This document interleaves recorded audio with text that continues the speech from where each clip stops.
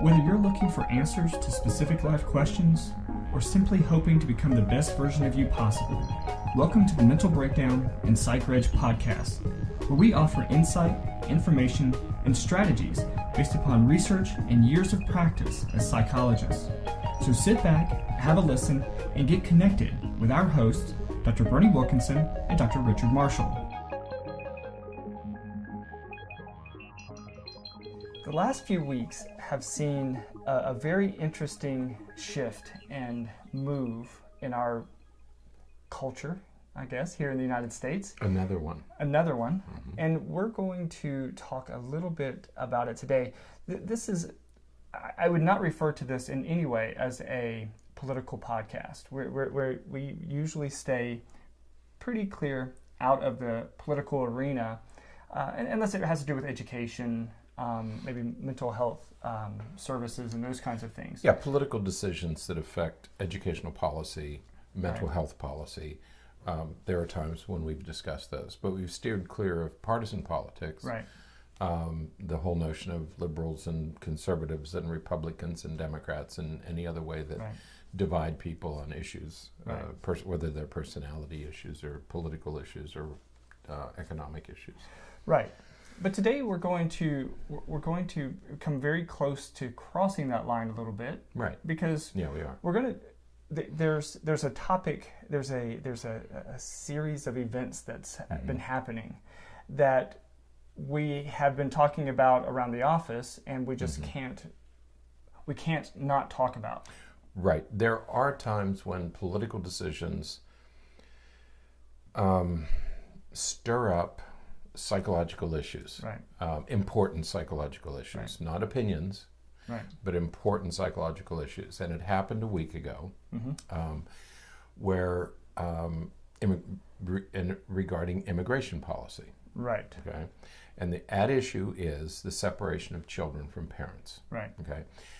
And as psychologists, we feel that it's legitimate for us to weigh in on this topic, because separating children, especially young children, any age child, but especially young children, by young I would say pre-pubertal, younger than 12. I think teenagers might be a little better equipped to handle it. Older teenagers certainly. They certainly understand the situation a little bit better than younger kids. But a child younger than 12 or 13, it's a traumatic event, and children younger than 5, it's incredibly traumatic, and there could be lifelong implications for this kind of policy.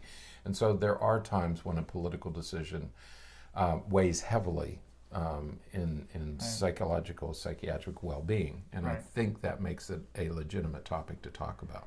Yeah, we're gonna tread a little bit lightly again, just because it's not in my opinion at least, and I think yours as well, it's not necessarily a Republican versus Democrat issue, though some of the decisions are along those party lines. Right. The concern is, and what we really want to talk about, is the implication, or the implications that some of these policies have had that we're already starting to see. I mean, within a month of everything happening, some of these decisions being made, we're already seeing some interesting implications. And then what does that mean? But I think that a lot of this started, and so I guess I'm trying to think of where best to start. Every country needs an immigration policy. Right. Okay. Every country in the world has an immigration policy. Right. If you're over a certain age, countries are not going to admit you because you become a drain on their healthcare system. Right. Okay. So these are sensible, and we understand why these. So every country has immigration policies. Right. Our country has had a mixed system, where at times we have invited immigrants in and kind of winked at it. Certainly during the Industrial Revolution, we invited immigrants from all over the world to come in to man our factories, and so we were a little lax on that one. Other times we've been very, very strict. There are students and professors who would like to get green cards to come to the United States to study or to teach, and they've been denied because of the quota system that we have. And yet there are other parts of our immigration policy that are porous and allow undocumented individuals to come in. And I think at issue here is the immigrants coming from Mexico. They may originate in South and Central America, but they travel through Mexico and come across our border. Right. We have never really dealt with that issue. Right. Okay. There have been, for many decades, we have simply turned a blind eye to people crossing the border. When they get into this country, they're employed but they're underpaid. Right. They're mistreated. Some are held almost in slavery-like conditions. They're taken advantage of, but they can't say anything because they're illegal, and they would get deported. Okay, so it's an unfair system for the country because you have people coming in illegally, but it's also unfair for the immigrants because they are easily victimized, okay, by a system that they can't fight against. They just have to take whatever's offered, whether it's a sweatshop or a restaurant or a field or a farm or a factory or a slaughterhouse. They simply have to take what's given because they have no rights. Right, and I think that clearly for them, for many of them, even those unfortunate circumstances may be better than what they came from. Absolutely. Which is certainly why they stay. Right, and that's what you have to think about, is that it's better than, they wouldn't have left otherwise. I mean, they're not coming here to live at the Mandalay Bay, in Las Vegas. They're coming here because even these dire circumstances are better than what they left. Right. Okay. Right. So that's sort of at the root of some of these issues, but it culminated earlier this month when it was decided that a zero tolerance policy, for lack of a better phrase, I suppose, has been implemented that would incarcerate anyone who is caught crossing the border. And you can incarcerate adults, but you can't incarcerate their minor children. That's right. And so the minor children have been held in a separate location, removed from their parents. But again, we don't have facilities to house children. Right. We don't have facilities to house all the adults. Right. Because what happens is, if parents can be detained, but there are so many that you can't detain all of them. I mean, you'd have a large prison system across the whole southern border of the United States and along all the coasts. But you can't incarcerate children. So typically, my understanding is, and I'm certainly not an immigration expert, my understanding is that if you have children, you're allowed into the country, but then you were told to report to court to decide whether you could stay or not. Right. That's the part that wasn't enforced because the courts couldn't find them. They would get into the country, be here for a few months, and disappear, and nobody could find them. And they would work under the table. They would get jobs, and they would work for lower wages than American workers. And so they worked on farms, they worked in restaurants, they worked in factories and slaughterhouses. And it was a benefit to the employer because he was able to spend less for workers than he would have to pay American workers, especially unionized American workers. And it was okay for the immigrants because they were making enough money to subsist. Right. If their children were born in this country, they automatically became citizens. Right. So how do you deport parents and not children? Right. So the loophole was they were asked to return to court so a decision could be made, but they didn't show up at court. Right. Okay. So the Trump administration comes in and decides, we're going to stop that, we're going to plug that loophole, and we're going to stop them at the border, and we're going to keep them here until we decide whether they're going to stay or not. Right. Okay. In doing that, it automatically separated the children from their parents because you can incarcerate adults, but you can't incarcerate children. Right. Okay. So there were a few days last week where news cameras captured these children and parents being separated, and the heart-wrenching videos of these children being separated from their parents. Right. Okay. So that was sort of the problem that was created. Right. So we understand what the laws are. Right. And when the Attorney General gets up and says, we have these laws and we have to enforce them. Yes, but there are always ways to enforce laws that don't inflict pain. Right. And from a psychological standpoint, this particular policy, this zero tolerance policy, inflicted horrific pain, especially on young children. Right. So that's a major concern, and we have to, whether they're U.S. citizens or not, we do have a obligation, I think, at least those of us who have chosen to work with people in a healthcare type of setting. We have to think about what these effects are on their psychological well-being, their emotional well-being, and what does this do to some of these people long term? Right. Because as you said, if you have a 3-year-old that's separated from his parents, and he's put in a setting where he doesn't know anyone, and he's sort of ushered around, and you have to think about, I don't know that there's been any firm numbers as far as how many kids are being detained or how many kids are being sheltered in. Well, last week it was 2,300. Right. Okay, that was the number that most of the news outlets Right. said. About 2,300 kids got separated. That's a lot of. It's a lot of kids. That's a lot of kids. And 239 were flown to New York City, and were lost. The mayor of New York City didn't know they were coming. They were just delivered to various shelters in New York. And I don't know whether there's nobody keeping track of all this, is the other problem. And so we don't know whether we're going to be able to locate some of these kids, because nobody's quite sure where they went. Right. And I think that, part of this is the challenge with media, because we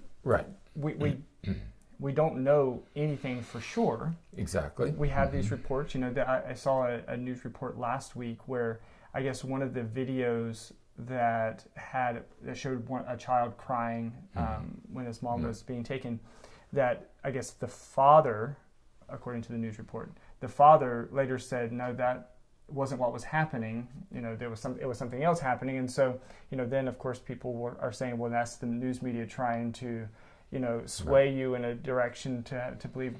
So we only know what we are presented. Right. And then I think that we then sort of extrapolate from that and sort of start making our own other opinions and other assumptions. And that, I think, has led to some of these other issues that we've seen since. Right. And once again, what we have now is yet another contentious, divisive issue. Right. Okay. Let's take all the politics out of this. Separating young children from their parents is bad policy. Right. Okay. There has to be a better way. Right. Okay. For whatever reason, whether it's the Attorney General, or whether it's Stephen Miller, who's an advisor to President Trump, whoever came up with this idea, whatever your reasons were, there has to be a better way. Right. All right. I don't know what it is. I don't pretend to know what it is. But I know there has to be a better way for this country to treat children than to take them away from their parents, Right. whether it's 2 children or 2,000 children. Right. There has to be a better way. And as a professional psychologist and educator, there are times when you can't just sit by and say, well, I guess that's the law, and so we have to obey it. Right. No, there's always a better way. There's Right. always a good way to do things. Right. We tell our children, always do the right thing. Right. Okay. And the right thing here is not to separate parents from Right. children. It doesn't matter what happened.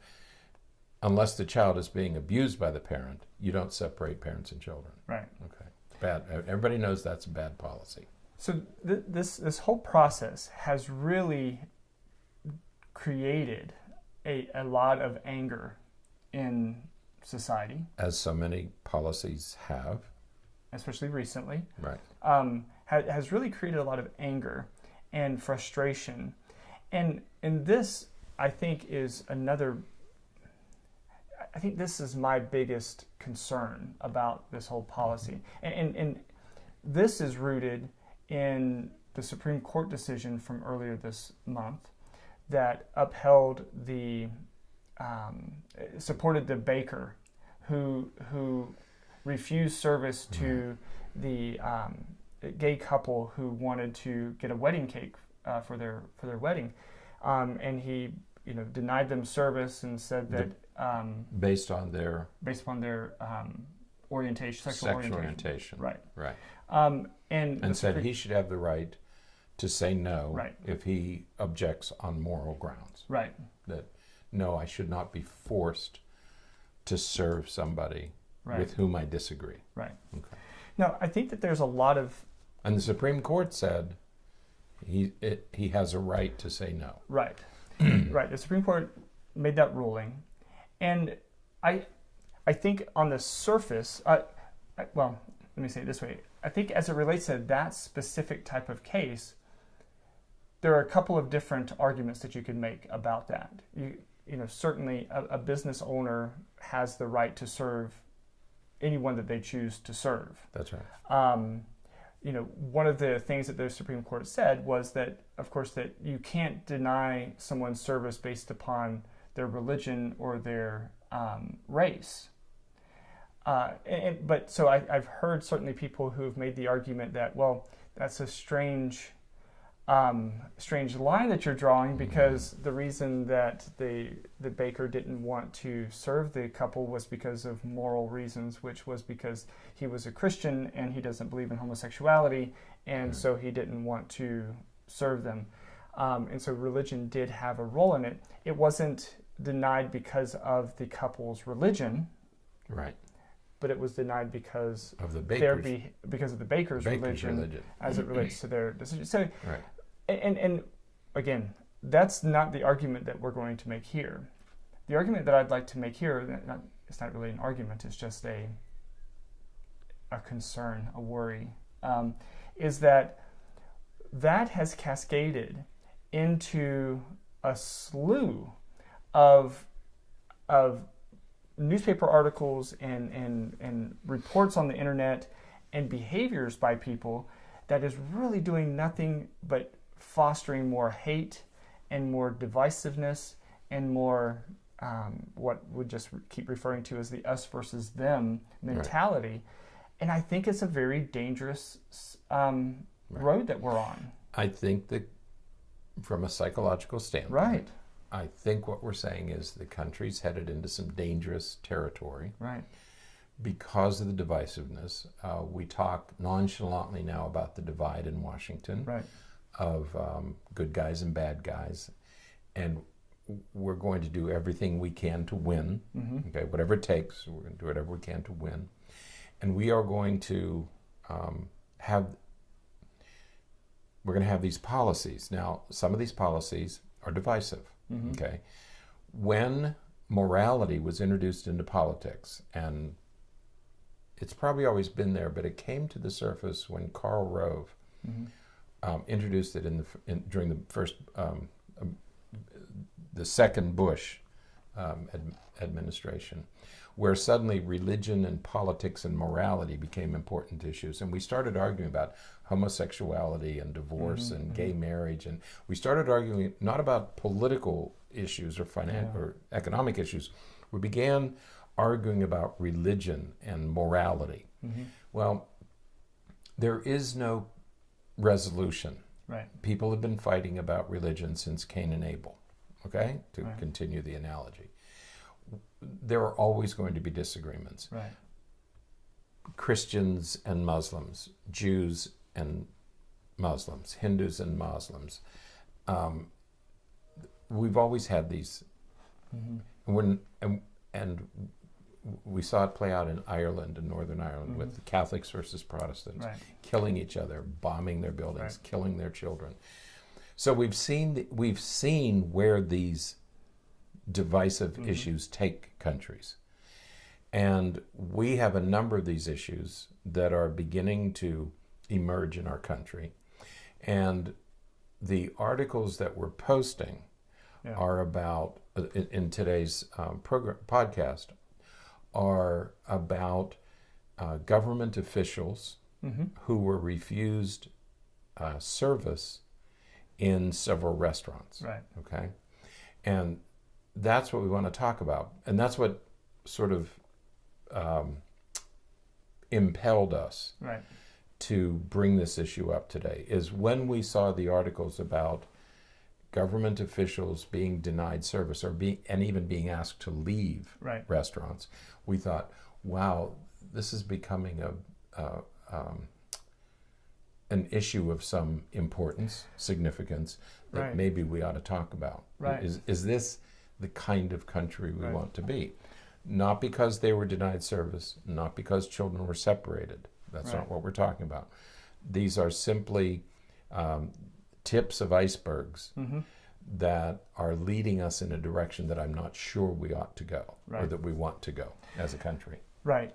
Yeah. So in the news, we've heard about the Homeland Security Secretary, Christian Nielsen, and Sarah Sanders, the White House press secretary, being refused service at various restaurants. Sarah Sanders was asked to leave the Red Hen, and Christian Nielsen was asked to leave a Mexican restaurant. And what I think is, there's at least 3 areas that we have to talk about with this. Yeah, there's a third person who got caught, is Stephen Miller. Oh, right. Stephen Miller also was also in a Mexican restaurant. Stephen Miller is apparently the architect of the zero tolerance policy. He's a well-known xenophobe. He sits at Trump's right hand and just carries out all of these real nationalistic, sometimes xenophobic policies that the current administration is advocating now.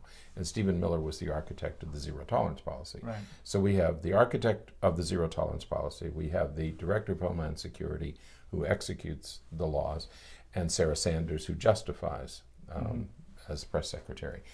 And all 3 of these people have been confronted at restaurants. Okay.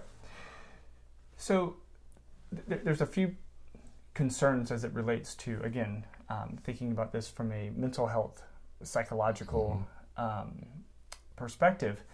There are a number of things that's concerning about this. One is, I think, the conspiratorial nature of where people are going with this. When you read some of these articles, there's one article that says that, Kristen Nielsen going into the Mexican restaurant to eat at the same time that kids same are being... day. The same day. It was exactly the same day. That kids are being separated was an intentional decision that was made to sort of rub it in that that this immigration policy is being done, and that she's going to go and be served by, and enjoy this food and be served by these people from this culture that she's, damaging.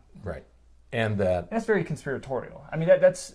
Well, that's one position. Okay. The other side of the issue is, well, we have to uphold our laws, and this is how we're going to do things, and this is the policy, and she's just doing her job of enforcing the policy, and she should have a right to eat wherever she wants. That's what one side would say, and the other side would argue and say, no, it's intentional. She went to this restaurant. Away on the other side are people who would say she did this on purpose to rub their nose in it. Okay, so you have these 2 extremes. And then you have people like Ann Coulter, who is simply throwing Molotov cocktails, as Ann Coulter has done for years, saying that these are child actors, and she looks right in the camera and tells President Trump not to fall for it. Well, Ann is in her own category, and I don't mind saying that. She's just creating trouble. Another word for it. So you have the 2 extremes. Okay. We're not siding with either extreme. We usually don't. What we're saying is, when you start to raise these divisive issues, you are going to inspire, for lack of a better word, bad behavior. It reminds me of the Charlottesville riots. Here you have 2 groups, both of whom felt they were right. You're not going to solve the problem. And what happens? Where does it end up? It ends up with some young man getting in his car and plowing his car into a bunch of people and killing somebody. Right. That's usually where this stuff ends up. Right. Something bad usually happens. Right. And I fear that that's where we're going now. I don't want to see these people denied service in a restaurant. Right. I don't want to see a gay couple denied a wedding cake. And I don't want to see women denied birth control at a pharmacy by a pharmacist who doesn't agree with birth control. Right. I don't want to see any of those things happen. Right.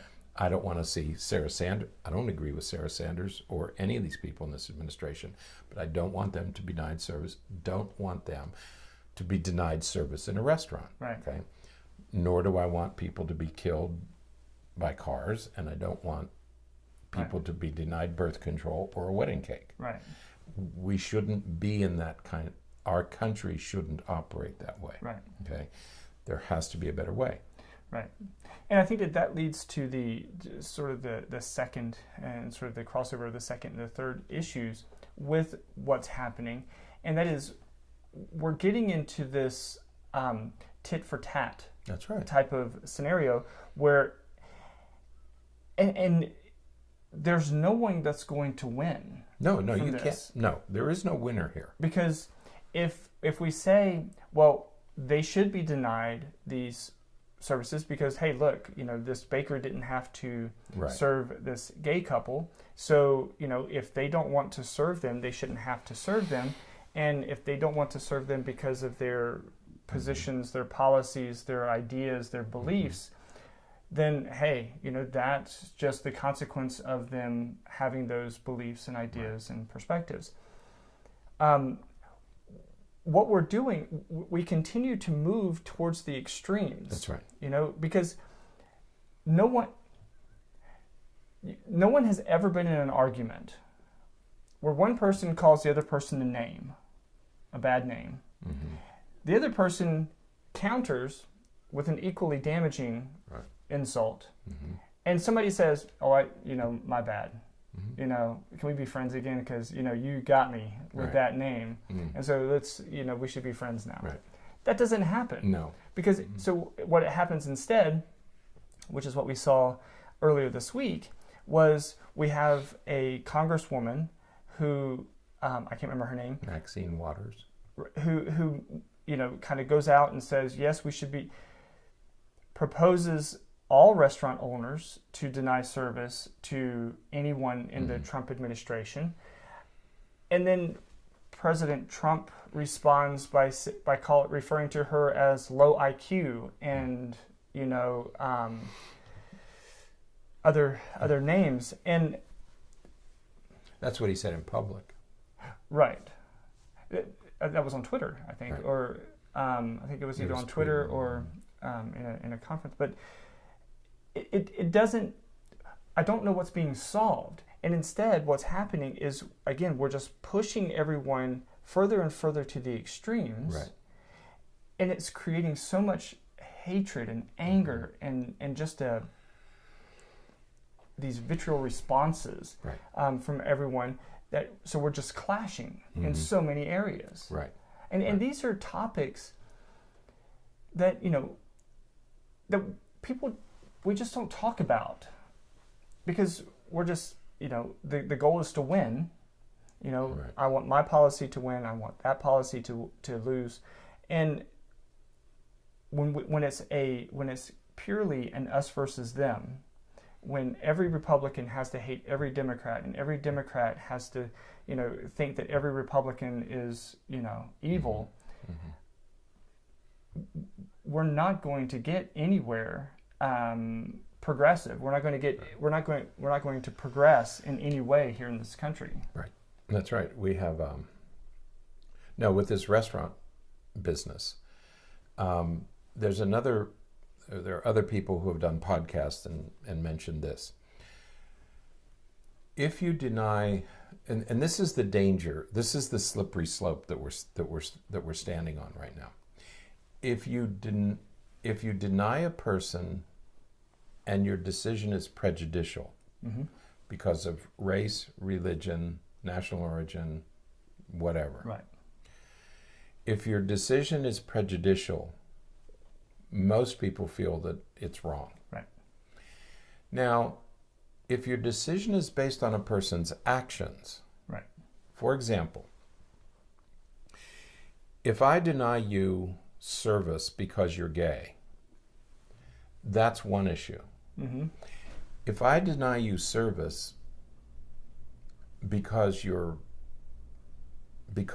actions are problematic, for example, if I was in France in World War II, people who cooperated with the occupying forces, those collaborators, they were punished after the war. Mm-hmm. Is there a difference between denying service to somebody based on their religion or their sexual orientation versus denying service for somebody who's advocating a policy that is detrimental to people? Mm-hmm. The policy of separating children from parents was detrimental. Right. Stephen Miller, Sarah Sanders, and Kristen Nielsen were all involved in that. So was right. Jeff Sessions, so was a lot of other people were. Right. But these are the people who went into the restaurant. Those were actions that are damaging to a group of mm-hmm. innocent people. It right. had they had no right, they had no reason. These mm-hmm. children had no reason to be caught in this. This was not a good policy, mm-hmm. But their actions hurt people. Mm-hmm. Does that justify it? And that's the question that some people are asking. Right. Somebody said, one of these articles said, I have a right not to serve Charles Manson. Mm-hmm. I have a right not to serve a Nazi war criminal mm-hmm. because of their actions. Mm-hmm. Is that different from prejudice? I don't know I'm not a philosopher. I'm not a moral philosopher. I don't know the answer to that question. Right. But I know that this doesn't stop itself. This is going to get worse. Right. Because if you deny somebody based on their sexual orientation, why can't you deny somebody based on their religious beliefs? Why if I use my religious beliefs, right. I can do pretty much whatever I want. I can justify just about anything. Right. Okay. So do we want to live in a country where we put signs in window? We used to live in a country right. that said colored only, whites only. Mm-hmm. We reserved the right to serve right. only people of one color. We used to live in that country. Right. Do we want to go back to that, or right. do we want to head in a new direction? And I think this kind of divisiveness puts us back to whites only. Right. Should we have separate drinking fountains? Should we mm-hmm. have one for Muslims and one for Christians, one for gays and one for straights? Where does it end? Where right. does the divisiveness end? Right. Usually it ends in wars or somebody gets killed, civil right. wars. Right. Yeah. I don't pretend to have the solution, but even though we don't have the solution, we know the consequences. We know where it's going to go. And the consequences are not good. No. Because we're going to, what one would anticipate mm-hmm. is that we are going to continue to have more and more anger. Right. The Polarization. people, right, more and more polarization, more and more frustration and intolerance, and we're going to have less and less of an ability to listen to the other side, because perhaps it's because I'm a hopeless optimist. I would like to think that everyone in the administration holds the best interest, mm-hmm. Believes that what decisions they're making mm-hmm. are what's truly mm-hmm. best for the country. I believe the same thing about Obama. I believe the same thing about President Bush. Right. And you could just keep going further back. I believe that I don't believe that we've ever elected a president who was anti-American, who was against our overall ideals and perspectives and beliefs. They had very different opinions than I do. They have very different thoughts about how policy should be implemented than I do. But I don't think that anyone was here to say, at least not since I've been alive, I would say. There were probably maybe some presidents before that, held some beliefs that were problematic for a variety of reasons. But there are presidents who promulgate policies that are problematic. Right. Okay? Torture during the Gulf War. Right. Bad decision. Okay. But again, I don't care how you justify it. Right. That was America doesn't torture prisoners. It was a horrible decision. Right. That that there were advisors that said, it's probably going to be okay because this is what we need to do to get this information. Right. And if the person's coming from the perspective of we just have to have that information, and to get that information we have to waterboard someone, which is torture, which is horrible, that we should never have done that. But if that's what they're being informed is the best and only strategy to get the information we need as quickly as we can, again, I don't think that anyone in an administration is saying, well, that's great because that makes us less American for us to do that.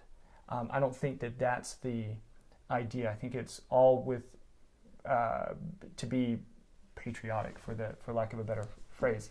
But a bad decision is a bad decision. It is. There's no justification for torture. Right. Okay. Right. And any decision like that is a bad decision. Mm-hmm. Okay. Mm-hmm. So, but when it comes to, again, this current situation, this current state of affairs that we're in, I think that if they have these ideas, they have these beliefs that this is what's going to happen. If we implement these strategies, if we implement these policies, this is the goal. This is where we're going to get. It's going to be hard at first, but this is what's going to be the ultimate outcome. Sounds like you're justifying this policy. No, what I'm saying is that as horrible as that policy may be, the response can't be, all right, so let's be equally bad to them. I agree with that. That's where I'm going. No, I agree with that. I don't think that they're... But that's a very simple, two wrongs don't make a right. Yeah. Okay, and I agree with that part. Yeah. Okay. But going against them and saying, well, you know what, and creating these conspiracies. Oh, the only reason that she went to a Mexican restaurant was because she wants to rub it in people's face. I mean, it was stupid. There was no reason to believe that. It was at the very best, it was a mindless decision. I mean, on this particular day, to go to a Mexican restaurant, who did she think was in the kitchen? Right. Illegal immigrants are in kitchens. Well, one of the articles that we posted was from an NPR station, and one of the things that he says in it is, this could be simply an indication of how intricate, how much Mexican culture and cuisine has just become part of American culture and cuisine. Right. That maybe they didn't even think about it. Right, because it's so common. It's a common decision. But on that, so yes, I agree with you about the conspiratorial part. Right. Okay, we don't have to go there. Right. And I certainly I would not want to do one-upsmanship or tit for tat. Right. Okay, well, you did this, so we're going to do this. I hope that we don't descend into that mentality. I fear that we are. It just feels like that's where we're going. We have a Supreme Court Justice, Kennedy, who's always been called the swing vote. He's going to be replaced. And I would hope that it's Congress's job. The president will nominate. Congress will decide. That's the way it's supposed to work. What Congress's obligation is to select the best jurist, not the one who will support this position or that position, but a judge who has experienced and who has been shown to be fair, judicious, to coin a phrase, and will bring the best to the most important court in the land. Right. Not a judge who will support a particular position. Right. That's wrong no matter, I don't care what political party you belong to, how you define yourself, what your politics are. No, that's not how we do. Our form of government is a very, very delicate operation, and you can't start pushing it in one direction. Right.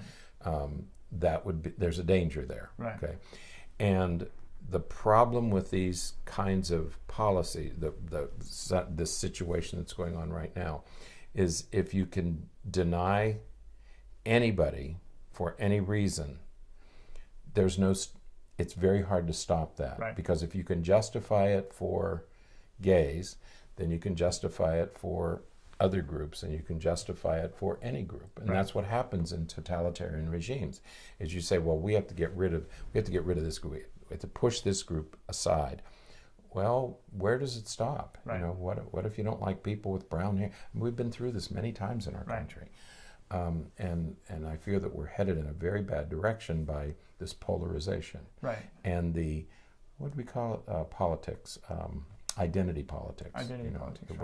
We're in this identity politics, and you listen to the news, and there are news outlets that just keep these controversies going. They keep them boiling and keep them roiling, and people are getting all worked up about this stuff.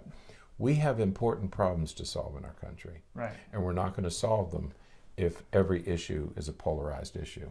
We're not. Compromise is going to happen somewhere in the middle. Has to. People are going to have to let go of their prejudices, let go of their anger, and begins with the Congress, and they have to start working together. Right. And these kind of divisive issues keep pulling us apart. Right. And the only response to that I'll say is, you said it begins with Congress. I think it begins with restaurant owners and business owners, because at some point we have to stop this nonsense. Somebody has to stop it. Somebody has to be the adult in the room. Right. Mm-hmm. We have to say, if you want to come eat we see patients who have completely different perspectives, worldviews than we do. Mm-hmm. But when I see that person, I'm going to treat them and provide the best treatment that I can for them, just like I would anyone else. Mm-hmm. If you have a customer coming into your store, you or into your restaurant or wherever you work, denying them service doesn't further your goals. It's not going to accomplish what you think it might try to accomplish. Mm-hmm. It's going to, again, create divisiveness. It's going to create lines in the sand that once you draw a line in the sand, it's really difficult to erase that line. Mm-hmm. I have a fantasy. The woman who owns the Red Hand, her name is Wilkinson. Yeah. As it turns out, Sarah. No relationship. No relationship. I would have appreciated her sitting at the table with Sanders and say, "Look, you're welcome to eat here, but I just want to be able to express my views. Is that okay? Could we sit and chat while you're here? Could we sit and talk about what's going on in the country today?" Right. Or the owner of the Mexican restaurant saying, "While you're here, with all the stuff that's going on, would you accompany me to the kitchen and talk to the kitchen staff?" Right. Because they're all Latinos. Okay. Right. Some are here illegally. Can we explain to you why we're troubled by these policies? Can we sit down and have this discussion? That's how we're going to solve the problems. Right. We're not going to solve them no matter what your persuasion is. You're not going to take a Fox News approach and throw hand grenades, and you're not going to take an MSNBC approach and throw we have to somehow get to some middle ground. And I think that's what I was trying to get to earlier when you thought that I was defending it. I don't think that Stephen Miller or Nielsen I don't think that they hate Latinos. I don't think that they hate everyone from that culture. They dislike certain behaviors, certain things that they do, and so they're creating these policies. And maybe I'm just giving a benefit of the doubt that extends beyond where others may give them a benefit of the doubt. But that's the assumption that people are making, rightly or wrongly, and then we're engaging in behaviors based upon those assumptions. And I'm always against the idea of engaging in behaviors, especially against someone else, based upon assumptions that I'm making about something. I guess where I am on this is, let's use healthcare as an example. Mm-hmm. There are parts of our country that want to get rid of everything about the Affordable Care Act. Right. They hate it. They hate Obama. They hate the whole thing. Okay, if you hate the Affordable Care Act, okay, you hate that's okay. We might not agree, but I can respect that position. What are you going to do to solve we have a crisis of health care in our country. Mm-hmm. It's too expensive. It's too inaccessible for too many people. There's not enough preventive care. We don't have enough people to it's gotten horribly, obscenely expensive. And people can't get coverage. Mm-hmm. I mean, still, many people can't afford health coverage. Exactly. We don't even have decent. What are you going to put in its place? If you want to dismantle the Affordable Care, I refuse to call it Obamacare because I think that's offensive. Right. I think that was identity politics. If you want to dismantle the Affordable Care Act, go right ahead. But what are you going to replace it with? Because right now, we have a nightmare in our country with health care. The problem is, if you're a senator or you're a member of the House of Representatives, you don't have a health care problem because your health care, you have a Cadillac policy that you will have for the rest of your life. Mm-hmm. So the Congress doesn't care about health care because theirs is taken care of. Taxpayers are paying for theirs. And they have the Cadillac best policy you can get. The rest of the country is struggling with health care. What I would ask is dismantle the Affordable Care Act, but put something in its place. Mm-hmm. Paul Ryan wants to dismantle Social Security. Okay, what are you going to put in its place? You're just going to do away with it? Mm-hmm. There's a reason we have Social Security. There's a reason we needed it 80 years ago. There's a reason we need it today. Right. You want to dismantle it? Fine. What are you going to replace it with? Mm-hmm. And will it work as well? Right. And that's all most people are asking for. Right. Okay. So whatever we do, let's do it for the right reason. Okay, doesn't matter what the decision is, but let's do it for the right reason so that it works for most of us. Right, and again, getting away from the us and them. That's right. Because that just those lines are dangerous. I think absolutely. It's just a. I was thinking about this morning. It's us and them, good and bad. I mean, that's right. It automatically goes into those. When people talk about liberals, I hear people talk about, they spit the words out like they're like liberals are some kind of diseased entity. Mm-hmm. We shouldn't be there. Right. No matter who, that level of animosity needn't exist. It existed and was settled with the Civil War. Right. 100 and some years ago. Right. That's how these things get settled. When you get this level of animosity, it gets settled with bloodshed. Right. One way or the other, either the way that Protestant Catholics did it in the United Kingdom, or whether our civil war, or what's going on in Syria, or what happened in Bosnia where they slaughtered Muslims. These very personal identity issues eventually lead to bloodshed or persecution. Right. In Nazi Germany, it led to the extermination not only Jews, gypsies, priests, gays. I mean, there were all kinds of groups who were considered enemies. North Korea does the same thing. I don't want to see our country go in that direction. This polarization is a problem. And I think that this whole separating children and asking people to leave your restaurants are indicative of what happens, of where this can go. Right. And is this the kind of country we want to live in? Right. Lyndon Johnson used raw power when he was president. He had been Speaker of the House, and he knew how to use the power of the legislative branch. Mitch McConnell's very good at it because he's been at it for a long time.